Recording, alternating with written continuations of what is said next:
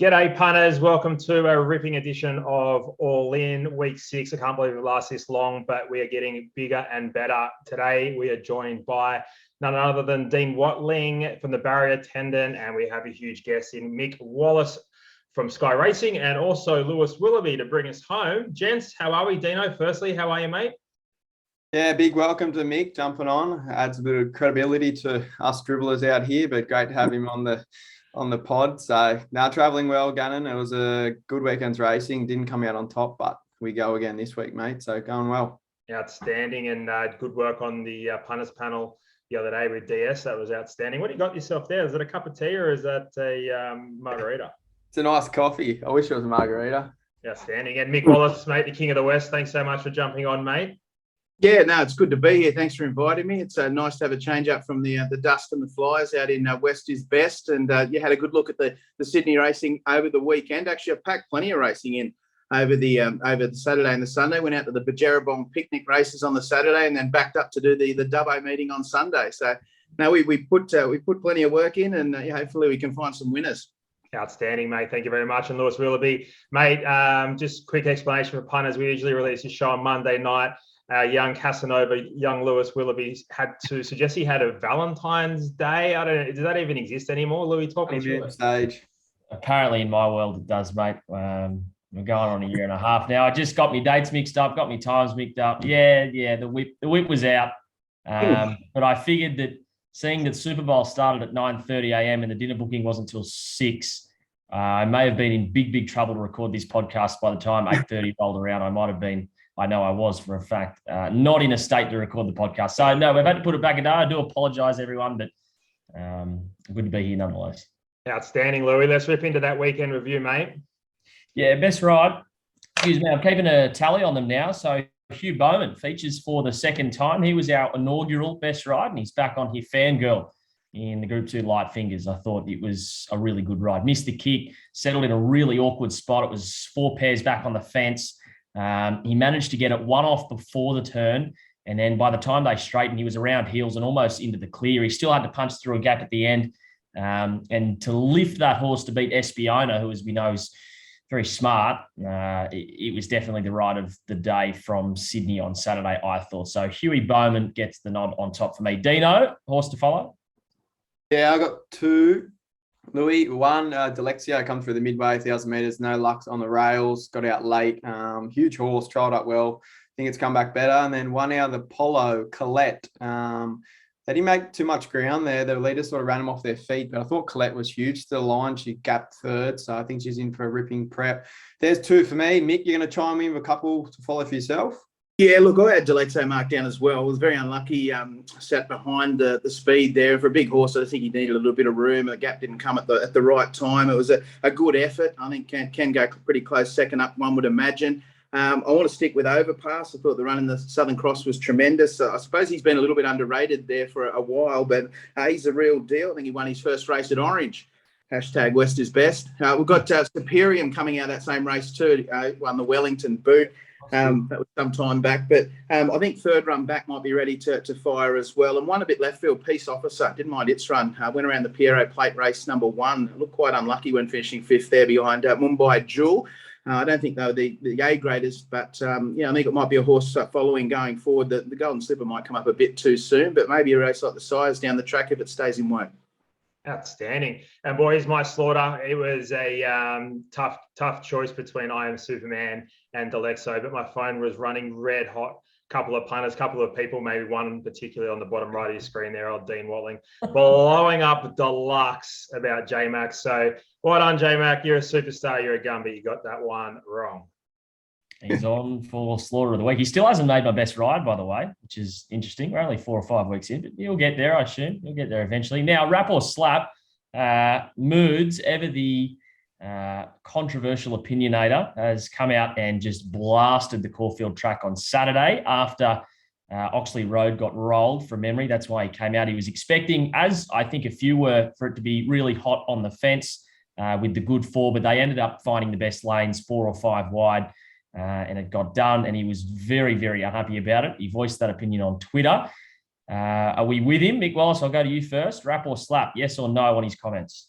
Look, I suppose he had a point. I suppose when you've achieved what he has in the game, Peter Moody, and he's a character, isn't he? So we expect that kind of thing from him. He's pretty outspoken, and it was a little bit difficult to hold on there on speed there close to the rails. But look, you have to roll with the punches sometimes, don't you? Like tracks turn up in different shape week in, week out. Bias is there, and whether we water the track on the day or in the days leading up, but you're always on a hiding to nothing, these track curators. And look, I do think he had a point, but he occasionally goes over the top. He's a good man, Mood, so look, I'm not going to knock him. Dino? Yeah, I love it. I love personality in this game. So it created good interest, and I bet probably plenty of group chats were firing up around it, chatting about it. So I thought it was good. I think the reasoning they put behind the watering was to look after the 2-year-olds leading into the diamond. So don't mind that at all. But if you're going to do that, I think Dean Lester mentioned it on Sky as well. Run them in the first 2 races, then the inside probably dries out, and then we're probably good to go after that. So I like it. I like Moods, and I like his personality, Louis. Yeah, that's fair enough. Gunnar, what did you think? Massive slap.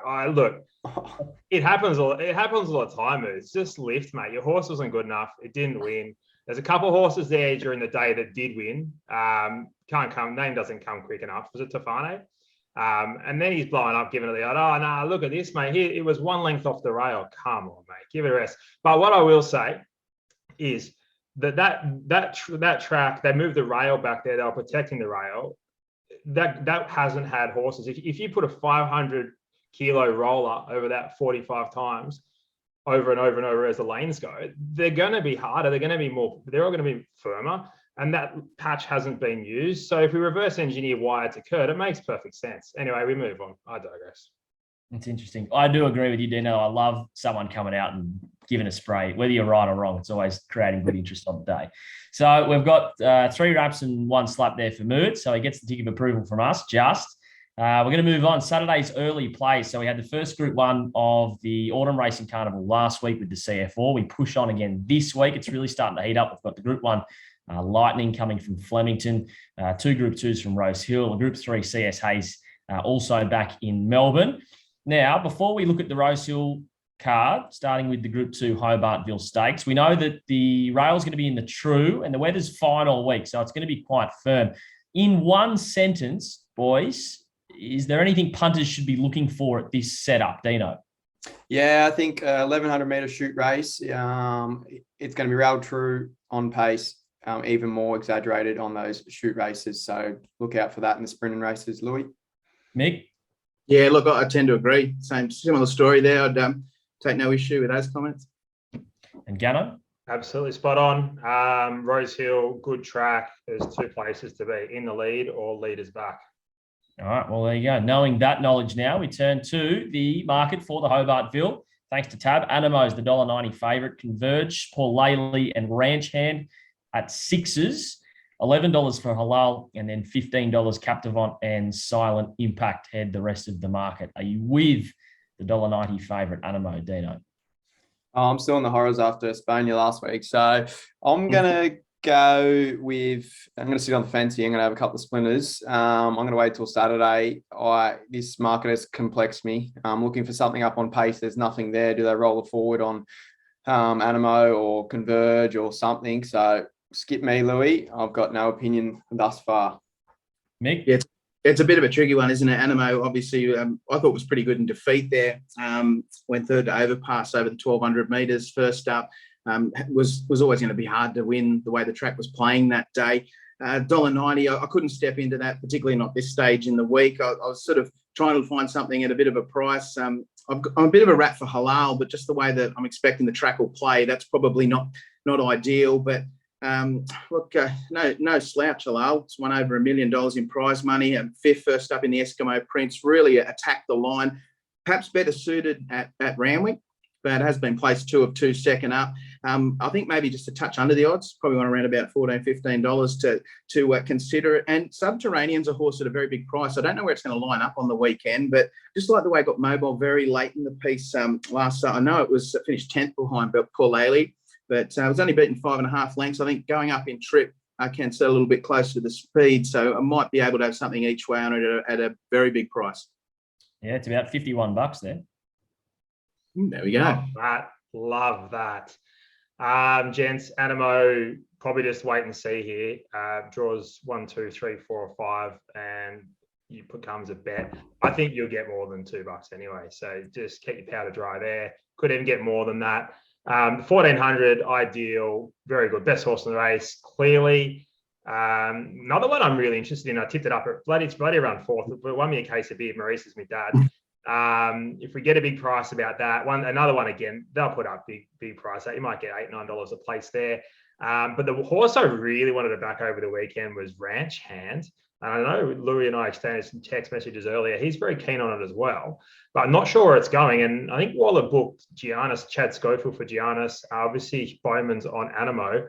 And then down at the CS Hayes, you've got J-Mac on Captivate. So I'm a bit confused as to where it's going to go. But, geez, if it turns up, we've got to have a bit on that as well, because can hold a 4 position and back to the home track. Yeah, you're exactly right. Heaps of them. Not heaps. A few of them are on for the Group 3 CS Hayes in Flemington as well. So it's a bit of a watch and wait there.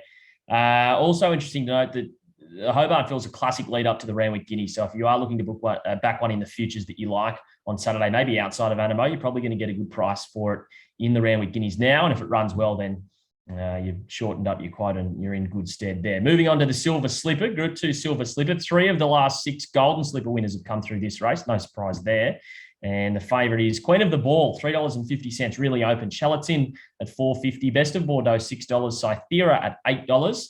And Ohio starts them at double figures as an $11 chance. For the Silver Slipper for the babies, Dino, what are you thinking here? I think the favourite picks itself here, maps the ideal setup that we spoke of before. Rosehill Rail True is going to be up on front. Probably doesn't have as much company as well up there. So I think it picks itself clearly out in front there. We saw the 2 coming out of the race that won last start and one since down in Melbourne and up in Sydney. So form lines, a super. She's a nice filly and leading towards the slipper. We're probably looking for this colt to put his hand up, but it might be the year of a filly. They have got a good record in the slipper as well. So keen to see how she goes, and I'll have a saver on Cythera. I think she's a nice quality filly. Marked her off the trial and she won well on debut. So Queen of the Ball for me, Louis. Nick, what do you think? Yeah, look, I suppose after we suggested off the top, we probably need to be on pace throughout the afternoon. I'm probably going against it a little bit with putting Charlatan on top. I just think this horse might be one right out of the box. You've got a lot of the favoured runners. They're going to be on speed, no doubt about it. They're Queen of the Ball. It's going to be up there. Got Best of Bordeaux, Cythera. I think they're all going to be sort of matching motors early. And I thought Charlatan, even though this horse will probably be 3 or 4 lengths off them, turning for home and still a maiden, has looked pretty unlucky in a couple of runs. 5th in the Kirkham there behind Ojai. Queen of the Ball was 2nd in that race and just had to change direction a number of times in the straight. And even the last run there, 2nd in the Golden Gift behind Sajard. And that looks like pretty strong form. Look, we'll need luck in running, but I think it's got a big engine and I'll go his way. Not much else to add there. Boys are all over it, like spots in a Dalmatian. Charlatan potentially could be the best horse out of the race. But Queen of the Ball gets the perfect setup for mine. And from the Freeman stable, fair chance it'll continue to improve. I think one thing to note there too, Gannon, I heard today was I think Charlatan has the prize money or is already fine for the slipper potentially on prize money. So it doesn't need a winner race to lead in. So I was listening to the chat this morning with Joe Pride. 195,000. That'll be enough, you reckon? Well, there you go. That's 87,000 more than the Queen of the Ball. So anyway, interesting there, Dino. It's good. And Mick, while I got you here, because we've been speaking about it for the past 4 weeks, we're just not sure if we've seen the slipper come out yet. Is this year's crop just a touch weak? What are your thoughts on the whole 2-year-old situation at the moment?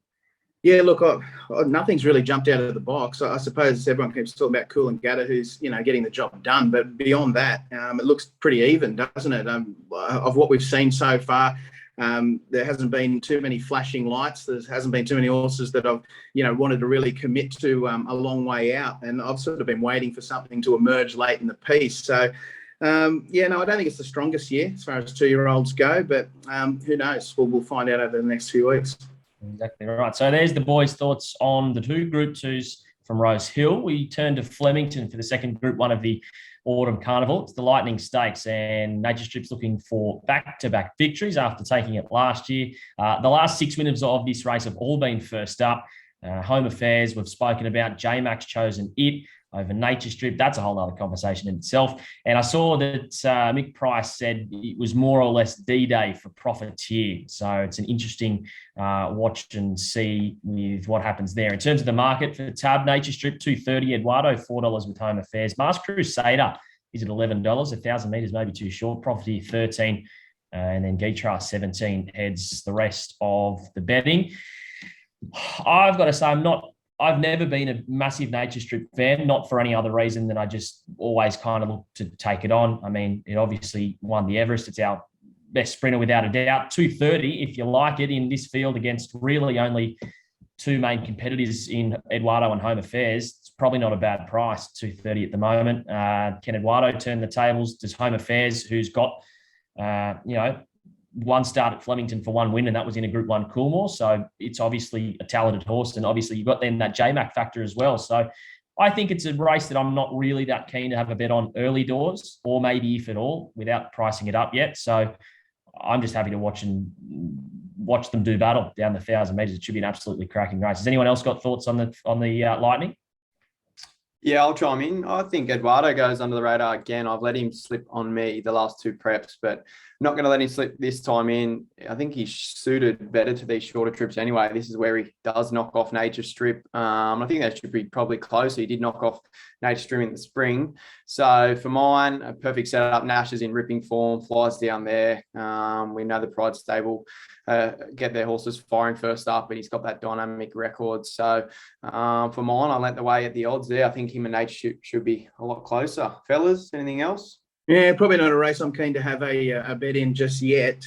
As a spectacle, that's going to be a great watch. What a tremendous field. You've got Masked Crusader and Eduardo lining up there with Nature Strip, the place getters from the Everest. If I was going to sort of think a little bit outside the box, maybe Geitra or the Inferno might be the two of those at longer odds that might be able to be the fly in the ointment. But I'm more interested in having a good look at the race rather than have a bet at this stage. Yeah, I'm really keen to see where the Inferno gets to this prep for sure. I think that's a little smoky one. It was unreal in its first prep in Australia, so I'll see where it gets to. Gano, any thoughts? I'll be cracking a beer and sitting back and enjoying that one, mate. Yeah, perfect. Rightio, CS Hayes time. As we've touched on, a lot of these are nommed up in the Hobartville as well. You've got Animo in brackets doubtful, $2.50. Pinstripe, therefore, if it comes out, will be your favourite at $3.50. Captivant and Forgot You at $5. Lightsaber, if it backs up, is a $7 chance. Zethus at $8 and Pasquiro is a $9 chance. Quick Few at double figures. You got Ranch Hand 11. And then even down to a few pounding, 34 with Rhinoceros and Mana Nui. There's a few there at really good odds. So in the CS Hayes, Pinstripe will arguably be our favourite. It's 2 from 2 for the Enver Usophobic stable. It was never on the track at Moonee Valley last start to win. It was pretty good, although it wasn't a big margin. The way it did, it was visually impressive, and it was backed up on the data as well. Forgot You first up. Kremlin Trial recently ran first. Very, very sharp. Came from off the speed under not much riding at all. Looked quite good. Lightsaber, well, it missed the start in the Group 1 CF4. Does it do the quick backup and get another lead? I'd be happy to be with it if it did and it was proven that it was going to jump right. Then you'd be probably happy to be with it. And as you mentioned, Gatto, the Captivant $5 v Ranch Hand 11. Work that one out. I thought Ranch Hand was miles better than it last start, coming through that Group 3 Eskimo Prince, and you're getting more than double the odds. And then one I also want to make mention of is Pounding. It's a $34 chance. I think it's the best roughie in this race, if you like the form of Pasquiro, who looks to be an up-and-comer. They come through a race on the Sandown Lakeside. Pasquiro, best last 6, 4 and 2 of the entire meeting. I think it wants more than 1,400 metres, which it's not going to get here. But if they go quick enough, I think it's got a good turn of foot.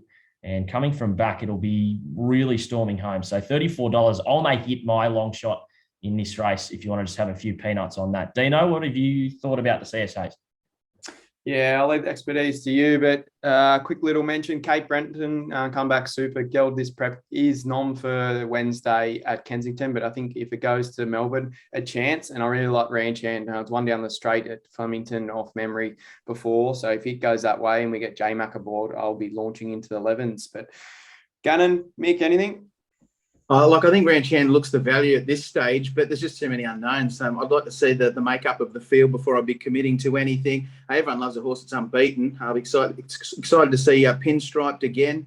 Overcame difficulties to win their last start, and a big rap for Forgot You too. I just thought maybe 1,400 metres first up, they might be a bit sharp, but no, another good race, but no bets for me at this stage.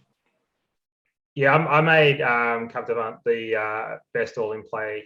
J-Max already booked, Dino, so sorry about that for that, which made me obviously think that Ranch Hand wasn't going there. The fact that it's $6 in the Hobartville, $11 here, well, they know where it's going and they don't mind a bet. So I'd suggest to you it's probably not going there. If it does go there, then throw your ticket away, Captivant, and just all in Ranch Hand. Louis, that's it. We're about to put up a nice little graphic of all our best bets. So take those in, punters. Hopefully we can find you a few winners there. Yeah, fingers crossed, fingers crossed. That's Saturday. Quickly to Wednesday before we round out our best bets for, well, it's tomorrow now. I was about to say 2 days' time, but Valentine's Day put a hold on that. I'm really keen to see Stray resume in race number 2 at Kensington. Yeah, don't give me that Lugano. I know. I'm a sucker for this horse. I'm a serious sucker for it. I know that there's talent in there somewhere. J-Max said that there was talent in there somewhere. I'm just hoping maybe this is the prep. It should have won at this track and distance last prep first up. Should have absolutely bolted in. So it's getting a few more chances for me. My bank account's screaming at me to stop, but Stray, I'm keen to see resume. And Spring Valley in race number 1 at Sandown, I think is one to keep an eye on. It was really good last start and should be going a few better. Dino, what are your Wednesday bests? Yeah, I got one, race 6, Way to the Stars, SP around that $2 price. Last start at Canterbury, landed a gun run and faded. I think it pulled up with a cardiac arrhythmia off memory. Comes through the Abel Willie race, trusting he's back on track. Matt's the lead. And just a note, punters, you're betting at Kensington on Wednesday. It's going to be a handy on pace advantage there. So I'm keen on the chances of him to bounce back in race 6. And 2 from the trials really quickly, Surf on Turf for the Waterhouse and Bot Stable.